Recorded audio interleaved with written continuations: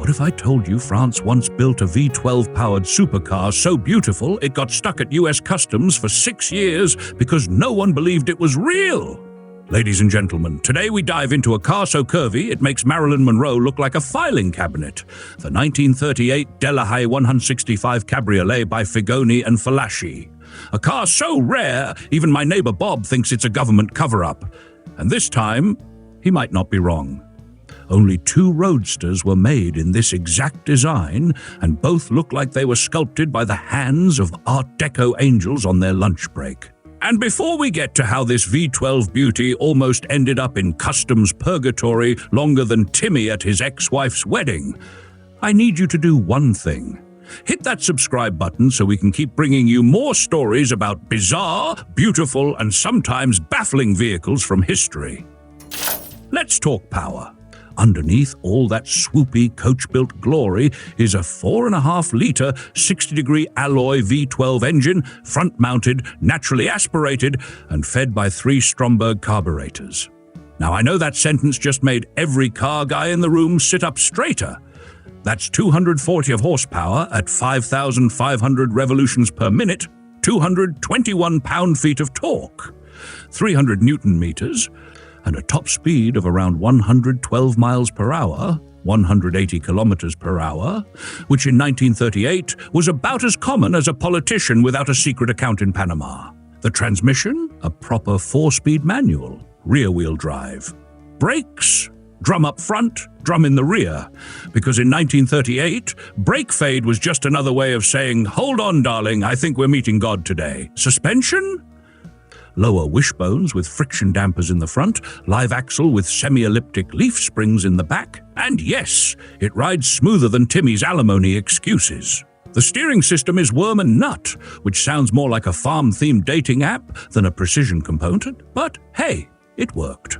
Let's talk size. Wheelbase is 106.3 inches, 2,700 millimeters. Length, a majestic 179 inches, 4,550 millimeters. Width, 66.5 inches, 1,690 millimeters. This wasn't just a car, it was a statement. Now the body. Sweet mercy, the body. Figoni and Falaschi didn't just design cars, they designed rolling sculpture.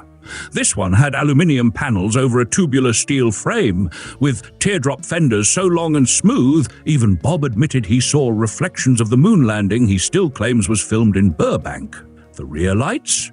Integrated with chrome detailing that wraps around the back like a couture gown. Even the door handles are hidden. That's right.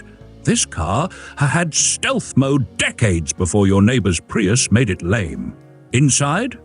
Wood-trimmed dashboard, 6 analog gauges in the center like a cockpit, and a folding fabric roof stored behind the seats. There was even a suicide seat suggestion in the back. A third emergency perch, because apparently 1938 was all about flirting with death and fashion at the same time. Oh, and remember the second unit? The one made for the 1939 New York World's Fair? Yeah, that one showed up with no working engine, sat in United States Customs for 6 years, then got released like a misfiled tax return and stuffed with a Cadillac V8 and automatic transmission. The car purists cried.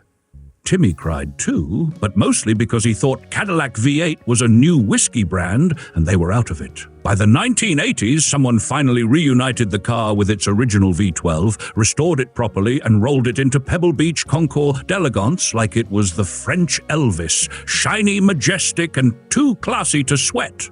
So who owns it now? The show car is in Robert Lee's collection because of course it is. And another example? That lives in the Mullin Automotive Museum in California, occasionally whispering to visitors, "You'll never afford me."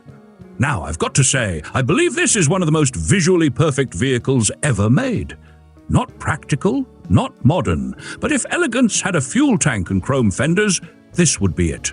Even Timmy admitted it was like a mermaid, but with wheels. That's the most poetic thing he's said since asking his cat to help him pick lottery numbers. And now, the price.